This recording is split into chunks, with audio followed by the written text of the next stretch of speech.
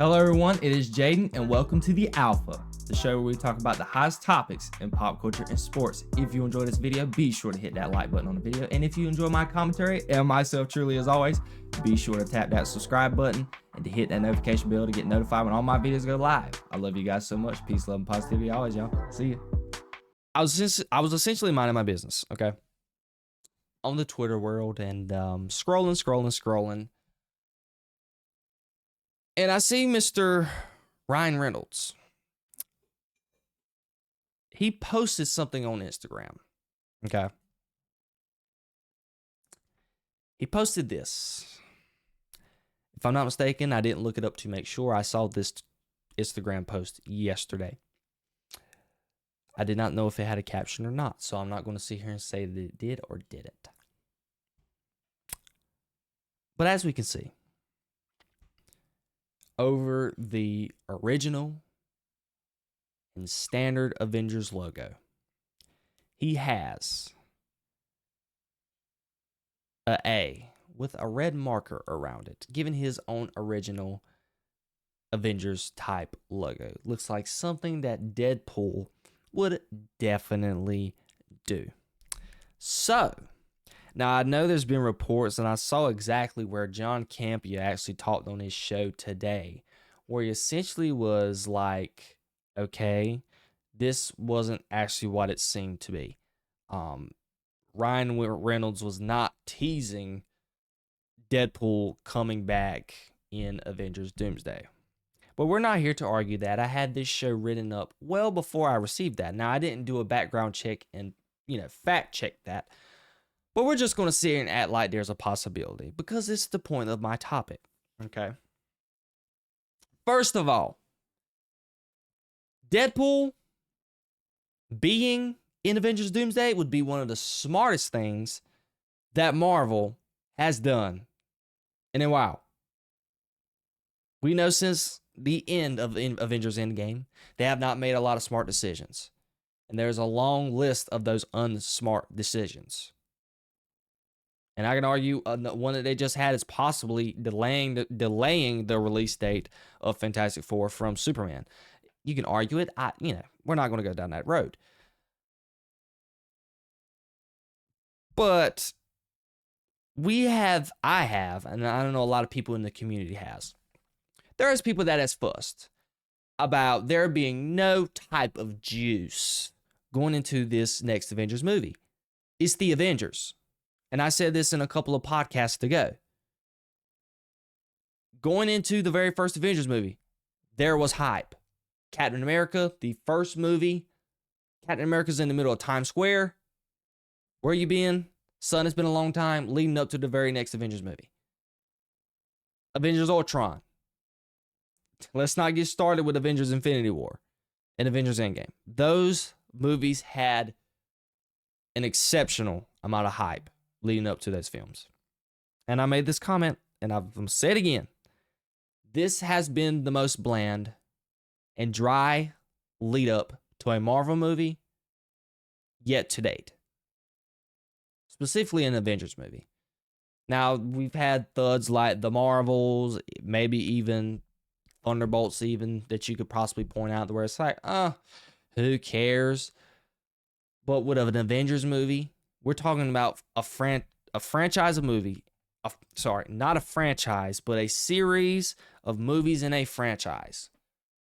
A headliner in the Marvel Universe, such as an Avengers movie. Movies that have made $1 billion a piece. One of them, I think, even reached the $2 billion mark. And yet, going into one of those movies, out of the four's made $1 billion. I said it in the last show, this might be the first one where they're not going to reach $1 billion mark. And I said they would be glad to even get to the 800 million mark. So that alone, and I got that pretty much conclusion that you could say, or what's the term that I want to use? I got that hypothesis even that you could say, because it's not 100% factual, because it's a claim I'm trying to make.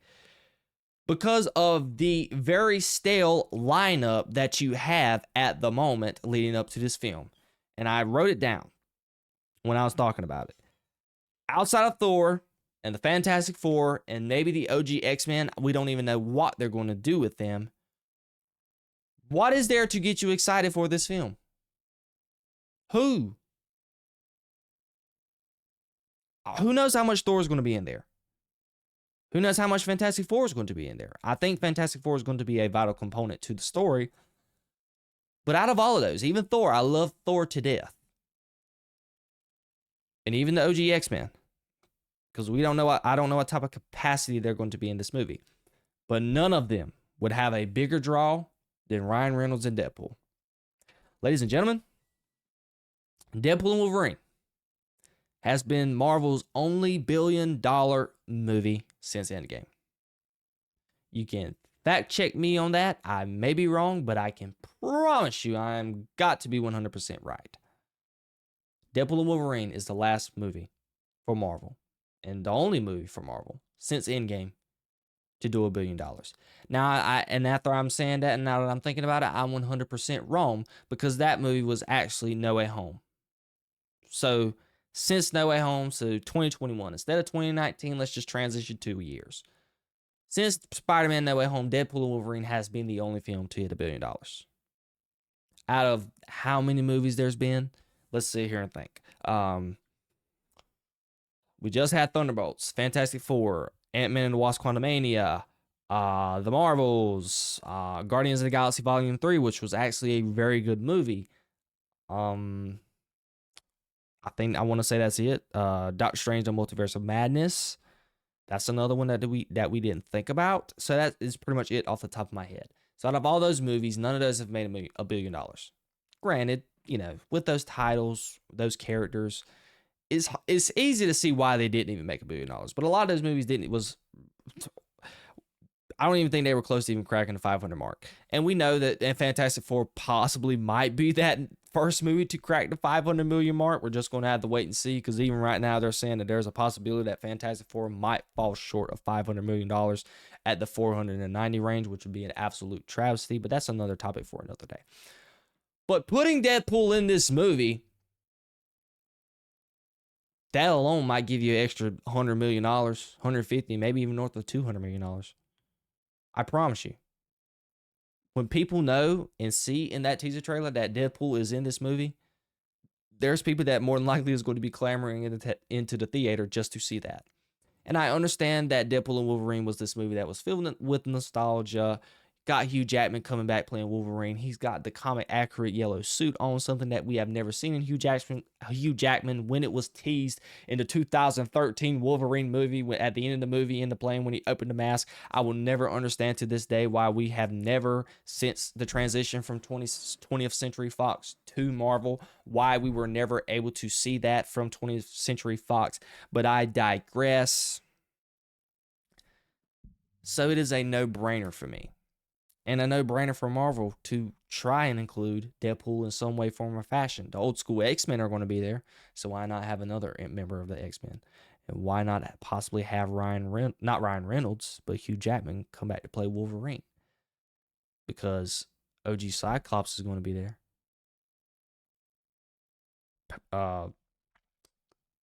Charles Xavier is going to be there. Professor X. OG Magneto. Can have OG Wolverine. It's just, I think that's a smart idea. Now, and this is something that I can say because Marvel has openly stated that they're not finished with the script of the movie, but yet we've known for the last 2 months now that they are currently filming the movie. Heck, we just got news as of this week or like late last week that Pedro Pascal has finished filming his lines for the movie and filming his scenes. And yet they're currently still writing the movie. So I think Marvel is pretty much possibly doing some damage control behind the scenes because of what they've seen with Thunderbolts do in the box office and now what they're seeing with Fantastic Four. I would not be surprised if Kevin Feige picked up the phone with Ryan Reynolds and said, Ryan, I need you. I won't be surprised if we see that with some other people. Chris Evans, I need you. Hugh Jackman, I need you. Scarlett Johansson, I need you. So I wrote this down. I don't think Deadpool was even part of the original script for this movie. I really don't. And I know they are currently writing this movie as they go. But I promise you, I do not think at all that Deadpool was originally part of the script for this movie. Because there was an interview that came out with Kevin Feige, and it was from possibly four weeks ago from now, to where Kevin Feige was like, yeah, I'm currently talking with Ryan and, Hugh Jackman for them to eventually come back in wave form or capacity in the Marvel Universe. Obviously, I know they're more than likely going to be in Secret Wars if they are not in Doomsday. But Kevin Feige might be waving the white flag, be like, man, I just need all the help I can get. Because Deadpool can get you an easily extra 150 to 200 million.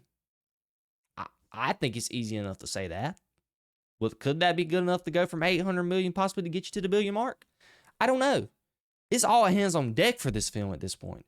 You are laying some goose eggs on top of goose eggs on top of goose eggs since No Way Home.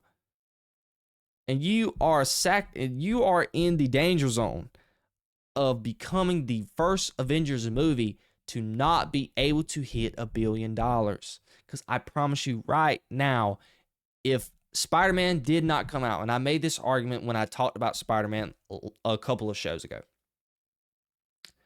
I said that Spider-Man coming out before Endgame, before Doomsday, is probably the best thing that could happen for this movie.